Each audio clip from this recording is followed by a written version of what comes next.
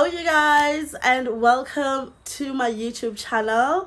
Thank you so much for clicking on my video. My name is Sibongile Matakane, but you can call me Sibo, you can call me Sibs, you can call me Smobbles, you can call me Smoshy. I really don't mind which name you prefer to call me by, right? Thank you so much once again for watching my YouTube channel and liking it and sharing and commenting. The comments are so beautiful. They are so beautiful. We are currently on 17 subscribers and we're going strong. Hey, we're going strong, and I really, from the depth of my heart, appreciate all 17 of you guys. All 17 of you guys. It's so beautiful, and none of the 17 people that have subscribed to my channel are my family, are my friends, and my colleagues. Like, I'm really so happy that someone just stumbled upon my video and watched my video and then subscribed. I love it. I really do love it for myself.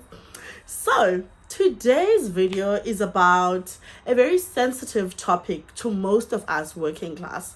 I'm going to be talking about my experience with unhealthy, stressful, and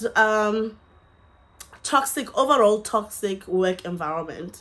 I mean, I've mentioned on my 1 or 2 videos that I have uploaded so far about me having to adjust my life because I just recently lost my job. So it is the second week of December 2024, and I lost my job in October of 2024. October of 2024, guys. Anything that has to do with that job is stressful, so much so that I don't even know when I lost it. Really, I'm gonna have to look at my paperwork, to be honest with you. But this is the second month of me. This is gonna be my third month of me not receiving salary from them, right? Okay, so when I joined that company, I was so excited, and I could see myself in this company. I loved the fact that it was small. It was a small team. It was wonderful the way they presented the company to me. When I tell you how excited I was when I received the job offer, I was so excited. I could see myself in that environment because obviously I went to 2 interviews first. And I saw how small the place was. It was a small team, and I could see myself fitting into their culture. I was like, God, did you just answer my prayers? Because it felt like he saw what I needed and he answered me accordingly. I was so thrilled, you guys. So the company, right after I joined, maybe 2-3 months after I joined, they did a reshuffling, right? So we do have basic salaries, but it is mainly a sales company, right? So you have you have to make commission, you have to meet certain targets, certain KPIs, right? So I was changed and was moved around, and I had my own project that I was running. And shortly after I was allocated to this project, another lady from the office said, this project has potential of earning a lot of commission, and she wants us to split. She wants to join me so we can do it together and we split. I mean, it had potential. It had potential of making a lot. Well, it was already making a lot of money, right? So she saw that she's been with the company for a very long time, and they trusted her, and they said, you know what, okay, because the reason why they put me and I was new is because I had previous experience. She had some of experience in this, but she was more over older in the company than I was, and she was also an older lady than I was, and her projects were really not making so much of commission. And because we're like because the company is like more of family orientated type of vibes, they treat us like they treat, okay, cool, let me just say it as it is. I felt at the time they treated everybody like family members, right? Okay, with all of that being said, I am overjoyed, and now there's some transitions that needs to happen first before they hand over this big project to us. Alright, and some few trainings that need to happen. So me and this lady would stay behind in the office, and we would both discuss how happy we are and how much of a change this project is gonna bring in our lives. And I told her about my plans of buying a car, and that it is the only thing I really dream of is actually having a car. I've been wanting to have a car for the past 2 years, and I'm struggling with public transport because I really don't feel like I belong there anymore. That's why I'm requesting Bolt and Ubers a lot, and we're like laughing about it. And she told me how much it would change her life because she has ill parents and elderly parents that really mainly depend on her, and she's the breadwinner. And it was both, this project was both gonna change our lives. Okay, let's put that out there. And fine, so we started with the project, and we started earning big commission. So we again shared with each other what we did with our first commission, which mine was not so much. I said, I earned, with my little commission, I managed to buy myself a washing machine and an air fryer. And what else did I buy? And I told her I bought a washing machine and air fryer, and I was telling her my story. I said, you know what? When I woke up this morning, my kettle was not working. It's as if the kettle knew that mommy has money. So I just, the stress of not having to worry about where I'm going to get money to buy a new kettle. And I just went and I just bought my kettle right after I died. I didn't have to wait until I got paid and stuff like that. So we were laughing about that. And she told me what she did with her first car. We're like, we're so thrilled, right? Together. And then we continue staying behind, both of us, at work, and we would work, and we were working on this project. So this project was, I would handle the project for a week, and then I hand over to her another week, and then she hands over to me. So it was on week-on basis. So it was 2 weeks and 2 weeks. So we pretty much end around about the same figure. If she did more if I did more, right? Okay, cool. Whispers started to happen in the office that I'm not doing a good job. I'm not doing a great job. There was complaints from her side about me going behind my back to, remember, she's been with the company for a long time, going behind my back, talking to management about me, what she's not happy about. And she doesn't say all of these things when we're doing handover or tell me, because at this point I felt like we had already formed some type of a work friendship where she would be like, girl, you are jeopardizing. I felt like if it was me, I was going to be like, girl, you're not doing ABCD and you are jeopardizing our bread, Sana, wada, all of those things. I felt if it was me, I was going to say that, and then be more serious if I continue, if she continues with doing what I don't like in the project. But none of these things were communicated to me. They were all just whispers and things that were done behind my back.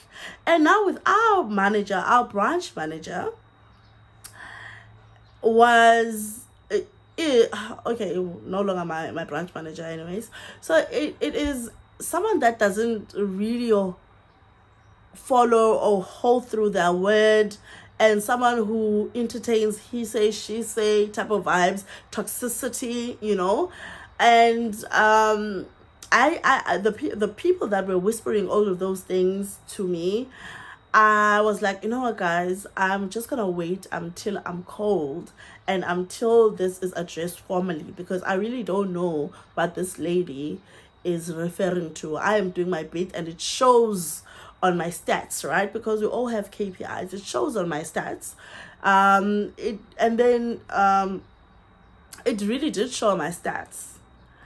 And then with my third or fourth commission, I just went online. I get rained on. Mukel get rained on. It was one of those hectic rains in Cape Town. I dropped off from a taxi, started walking. Soon, maybe my 3-4 steps, the rain just poured on me.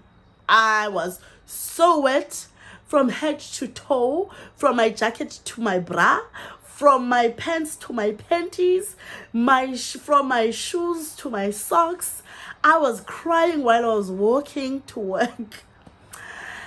And I just got to my desk and I said, God, thank you for showing me it's time.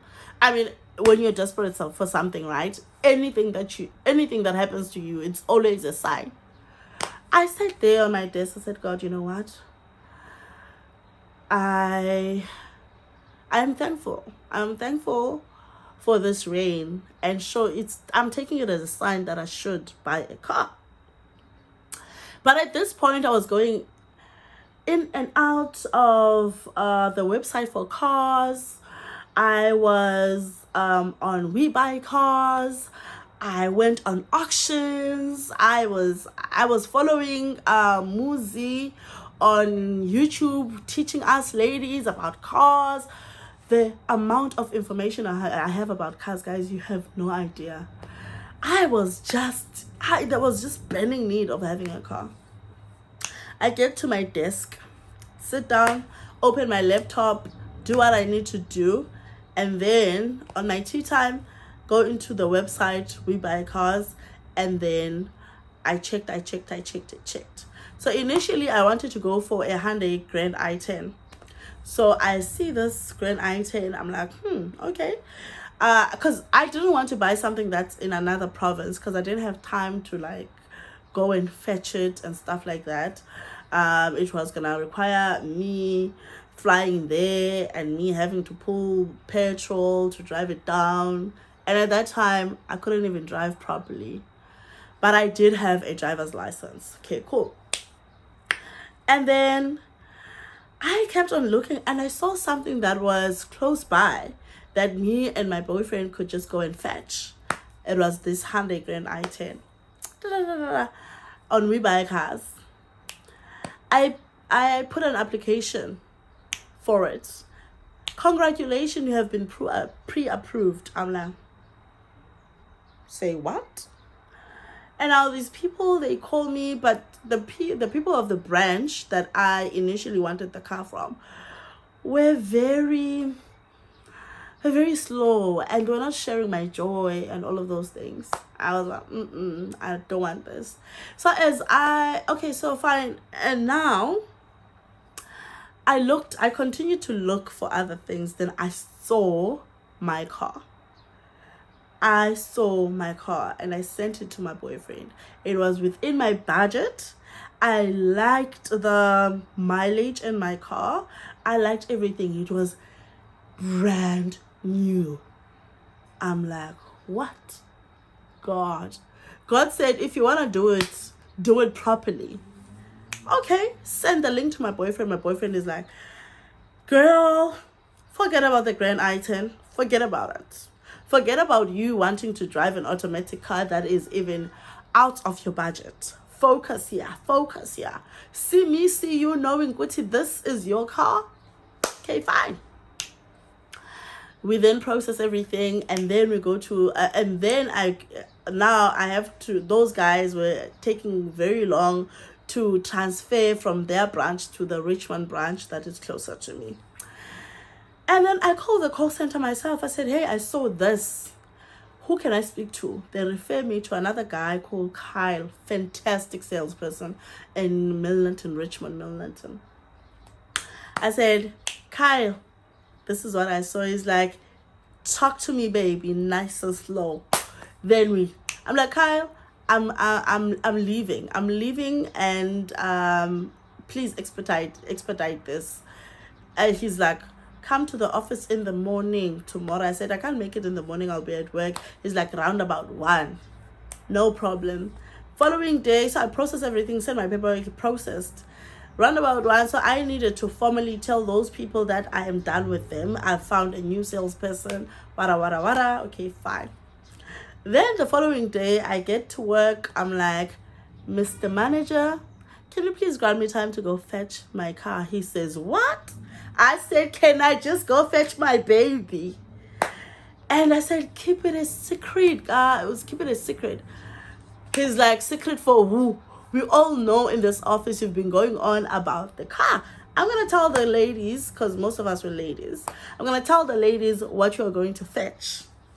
He's like, guys, Sibo is leaving at 1 because she's going to fetch her car. And then the other ladies were like, wow, wow, wow, wow.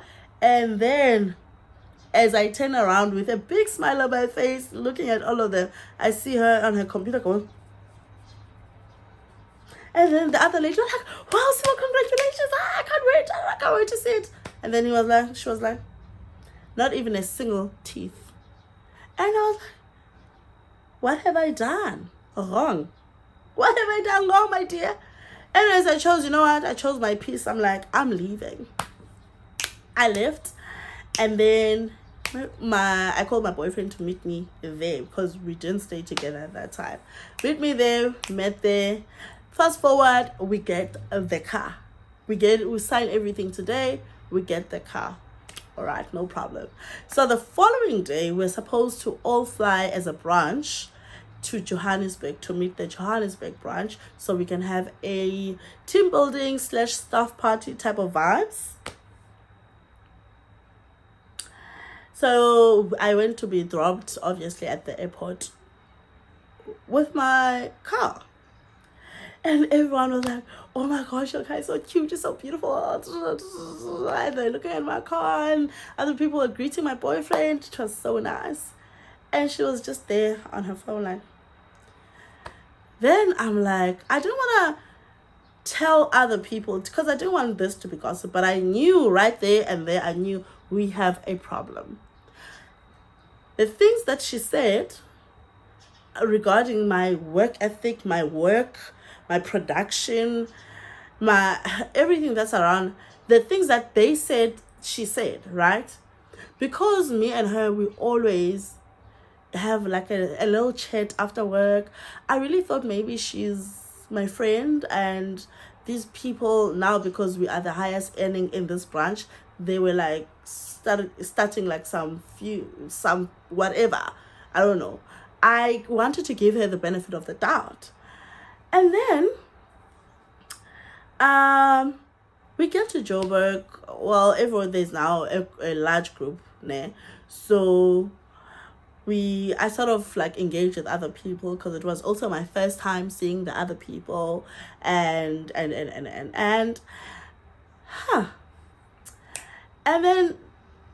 things were said by the people in Joburg about the things that we're hearing her say. I was like, oh, okay, so I'm clearly the only person that doesn't know this. And there were screenshots because we were now using the same work phone. Again, we have to hand over to each other.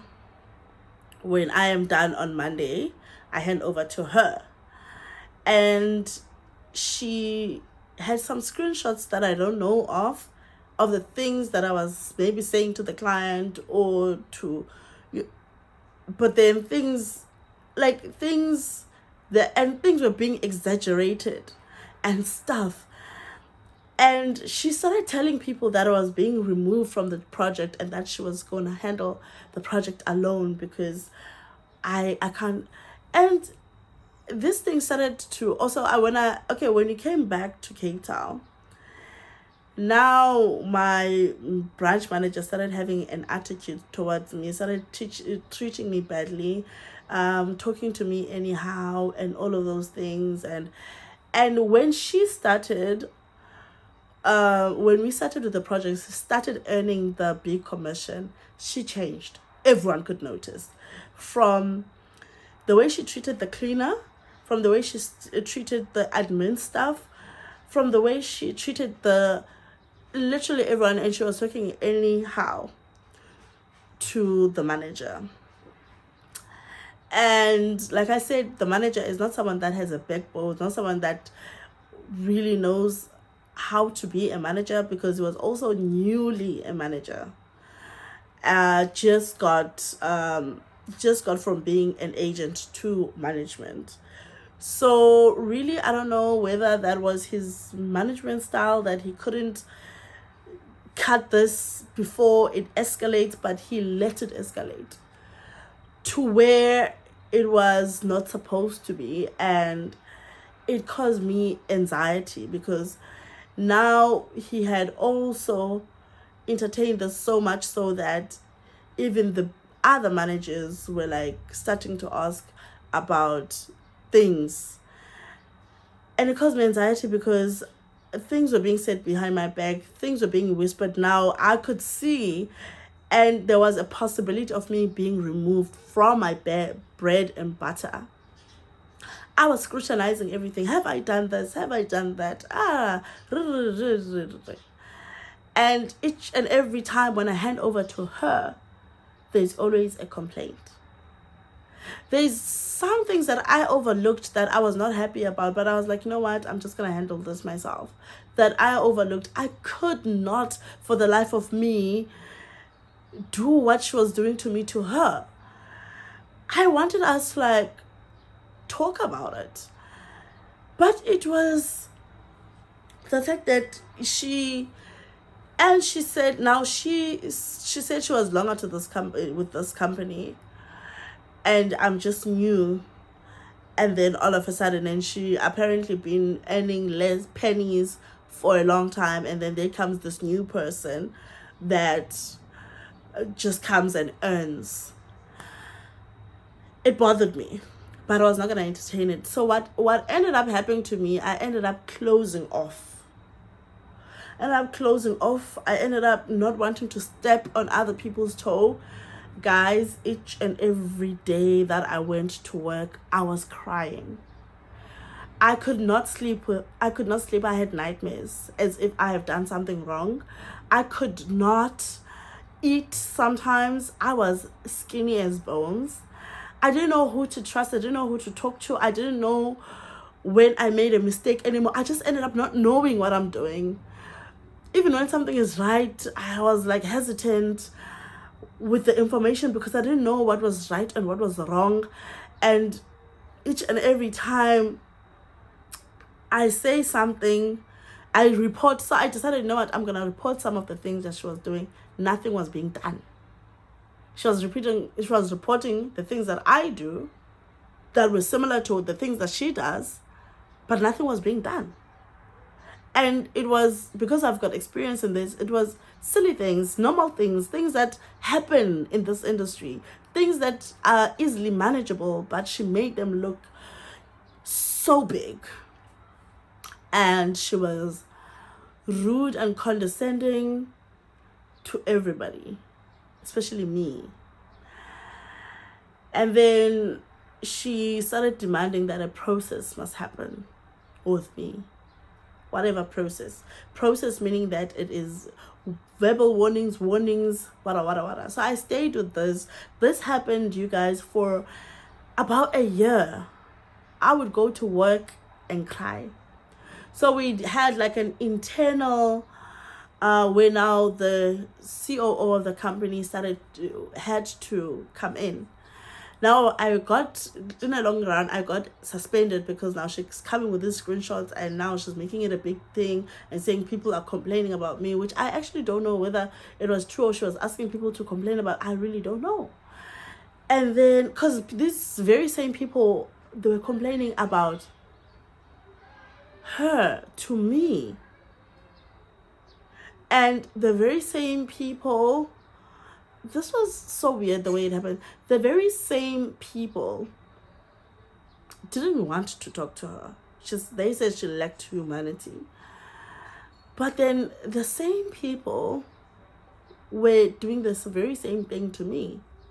So at this point, I really wanted to know, who are these people? Anyways, to cut the long story short, coming into this year, I just gave up. I was just doing whatever I need to do. And then earlier this year, they removed me from, no, late, around about June this year, they finally removed me from this project that we're doing. And they hired someone else from outside to do it, who has absolutely no freaking idea what they were doing, who has no experience, and they trained this person up. And she, because this person was way younger, she took this person under her wing and bullied him while we were all watching. Do this, do that, and bullied. They were not equals. She was now her manager, the way they were doing. Now what she wanted me to do initially was to bully me around and listen to her, and she acted like she's the one who knows all of this. And I didn't understand, because this person didn't really have half of the experience that I have with this. And I don't know, maybe I'm too weak, but I just could not be like her or measure up or be in the same level. What she caused me anxiety. And I remember, I consider myself a good person, but I remember this day I sat there and I was thinking of many ways of harming this girl, because she was messing up with me, my well-being. I had headaches, of harming her to the, I wanted to like buy someone to like harm her. I wish that a car could just come and slam her. I wish death upon her parents. I started to get dark. I was like, if I ever get a sangoma that's gonna make her have stroke, that's when I understood the impact of her action on me. I had dark thoughts, but I couldn't just up and leave because I had responsibilities. I was crying each and every morning to work because I didn't know which complaint or which way.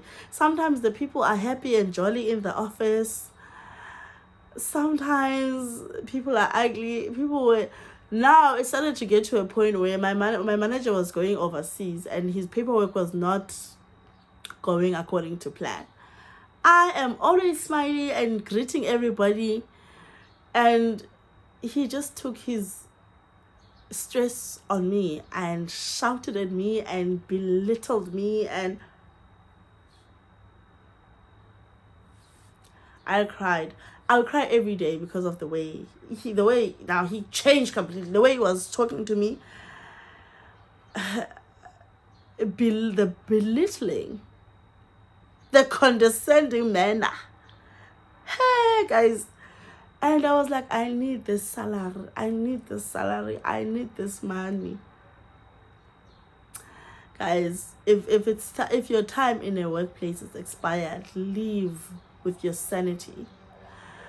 And I started telling my boyfriend and said, my thoughts are dark. I don't like how I think. I don't like how I hate this person. I have never hated a person like that. I hated her laughter. I hated the way she was typing on her keyboard. I hated to see her walk to the kitchen. It was dark. It was so dark. The way it is though, if I had one trigger, and the funny part is that made me question myself, was how good of an actor I was, if I may say it, for a lack of a better word, because I was not showing all of this hate. I was smiling. I was, when they feel like jokey her and her body manager, because now what ended up happening, they ended up being buddies. In a fraction of my time there, I had a big file full of warnings that really had no legs to walk. It hurts me so bad. It hurts me so bad. And I said, you know what? Because okay, every day now I woke up and I realized, you know what? I can be fired any day. I can be fired any day. I can be fired any day. And I started to accept that, and I told my boyfriend, and my boyfriend said, you know what? I'll pay for your car. What you need to do is to move, because I cannot pay for 2 apartments. You need to move, and we'll find a smaller place, and you will start over, baby. Things are going to be fine. If you end up being fired, that's okay. Now, what happened was that I wanted to be fired, so obviously I can get paperwork and I can go to labor and file for my UIF. I didn't just want to quit because it's towards the end of the year. And, you know, I thought maybe the process is, I thought they will see me when I'm trying to explain this, but I could not find words to explain how toxic this person is and how made up some of those things are, and the screenshots and all of these things. I couldn't. I became mute. I couldn't speak for myself. I didn't know what to do. It was brand new to me how all of these so-called processes were just so against me, with no evidence, with no real tangible substance to the things. But there was like, it was her. Now my manager was into it as well, guys. So in August, they ended up letting me go a day before a year-end function. They planned this year-end function a day before the year-end function, and they made me sit there the whole of that day. And I just knew the way they were moving, all of them. They started to announce like some changes, the way that they were moving, all of them. You know, when something is fishy in the office, because now if I was going to be in trouble, the way that they were moving was different. Their demeanor was different. So I was so used to that. So the way that we're moving was different. So I knew on that day that these people, they're going to slice me out. And other people in the office knew. And these talks, so obviously I had my own people that I spoke to and stuff. I don't wanna, because they're still there, so I don't even wanna put them so much in the story. So based on their movement, I could see that today is the day. But I was still there, and then 3 o'clock, because I was going home 4:30, 3 o'clock happened. I'm still here. I'm like, And then I was called in the office, and it was like, unfortunately, Sibo, we're sorry. All of those pretentious, whatever, statements. Then they let me go. Guys, the lighting is changing. Then they let me go, which is fine. And because I've already accepted and I've already rearranged my life, it was okay. Call my boyfriend. I told my boyfriend, hey babe, this is what's happening. And he said, it's okay. You can finally sleep. You can finally have a peaceful sleep. I always had tension. My neck was always sore. It was so bad. It was so bad. And I slept. And for a full week, I just slept. They wanted their keys back that I couldn't send to them at that time. And if I don't give it, they was gonna deduct from my money. That was fine too. I said, no, that's fine. You can deduct. I didn't want to see that place. I didn't want to see that place. It was one of the worst experiences of my life. I am now, guys, starting over. In my vlogs, you will see how small my place is. But this is my pride and joy. It is just me starting over. I sold a lot of my stuff. And I have peace in my small life. I have peace in my small life. I am starting over in my 30s. That is okay. You know, I had a very nice place that I used to stay at. Now I had my car. I was this girly. I was going out as and when I wanted. All of those things, I was able to support my child endlessly, which I still do support. But right now I have reduced a lot of stuff. I'm starting over my life. It's okay. It is okay. Rather this than what I went through. Guys, I am losing lighting, so I'm gonna have to pack the story here. Thank you so much if you've watched the story up until this point. And again, please subscribe to my channel. Peace out. Love you.